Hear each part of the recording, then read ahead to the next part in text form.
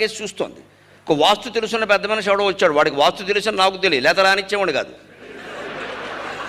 మామూలుగా ఏదో పని మీద వచ్చి కూర్చోమన్నాను. కాసేపు ఉన్న తర్వాత ఈ వెంకటేశ్వర బొమ్మ ఇటు చూస్తోంది, నేను సింహద్వారం చూస్తే నీకే అన్నాను నేను.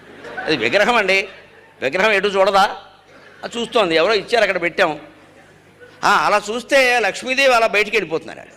అబ్బా అంత మాత్రం చెప్పదు, లక్ష్మీదేవి వెళ్ళిపోతే మనం ఎందుకండి ఇక్కడ, విగ్రహం బయట పెడితే ఆ చూపు చూస్తే వెళ్ళిపోతుందిట.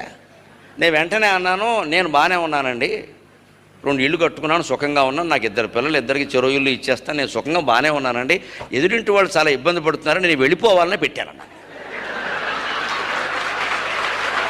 ఈ మాట మనలో చాలామందికి నచ్చదు. అదేమిటండి లక్ష్మీదేవి వెళ్ళిపోవాలమ్మా, మనకు అవసరం లేదు, వెళ్ళిపోమని చెబుతున్నాం ఏమిటట, మనకు అవసరం లేదు. అవసరం లేని డబ్బు వెళ్ళిపోవడమే మంచిది, అవసరం లేని జబ్బు వెళ్ళిపోయినట్టే అవసరం లేని డబ్బు కూడా